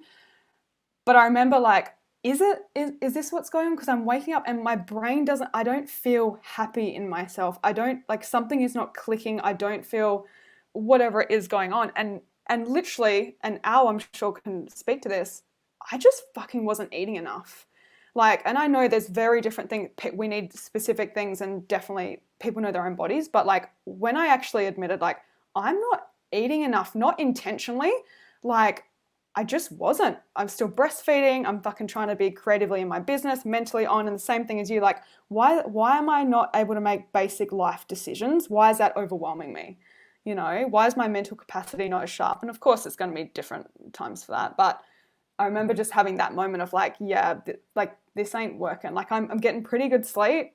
Like, other boxes are ticked, but like, I'm not fucking eating enough. And that became a big focus. Same thing, like snaggies for brekkie. I'm fucking all for it. Give me a steak any day of the week, mate. Samesies. Yeah, but I remember literally getting to this point where I was Googling that. I was like, fucking, okay, like, your body's telling yourself something here, and stop trying to be a hero and be fucking with your six pack and doing all these things. Like, no, like, I ain't signing up for no fucking Ironman the day after I give birth, like everyone was at the time. Like, what the fuck, people?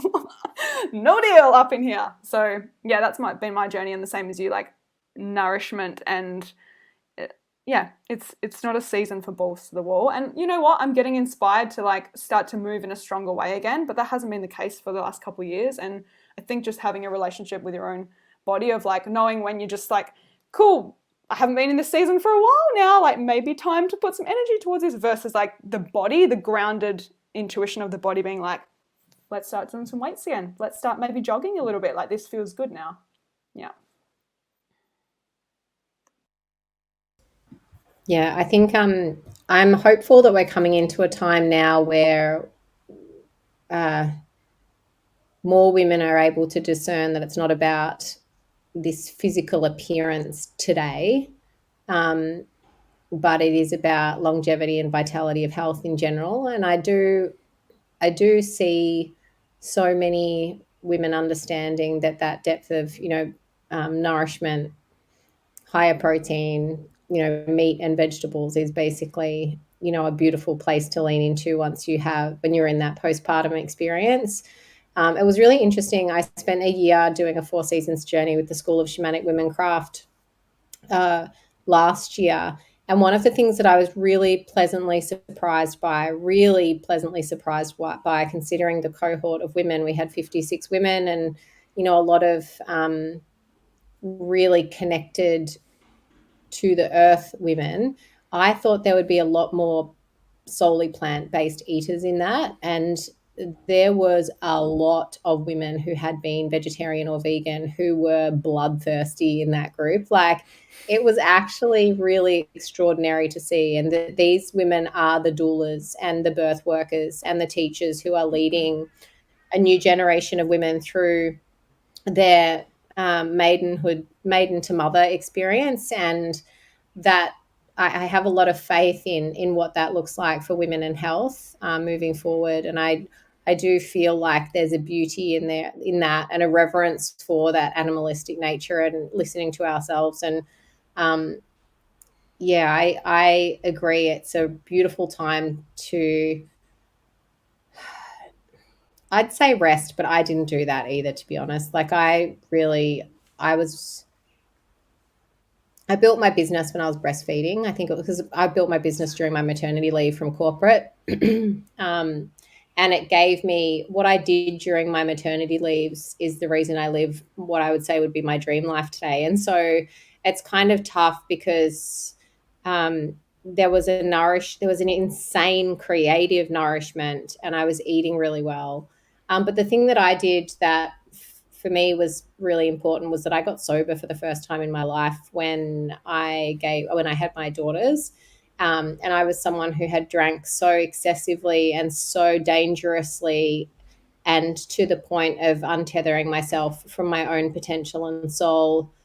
And, if there's one thing that I would recommend to women in that postpartum period, it's to stay the fuck away from the parenting is hard, we must drink wine brigade. Like, if you have friends who will tell you that if life is tough, go buy a bottle of wine, you need new friends. And I just, my brain actually twinges at the thought of the loss of potential that we as women have when we are unyoking ourselves from ourselves with drugs and alcohol. And there is nothing that contributes to anxiety, ill health, and depression more during that postpartum period than leaning on alcohol. And I feel like it's not even so much what we bring in. It's more, how can we choose to remove what's not the priority for our nourishment in our life instead?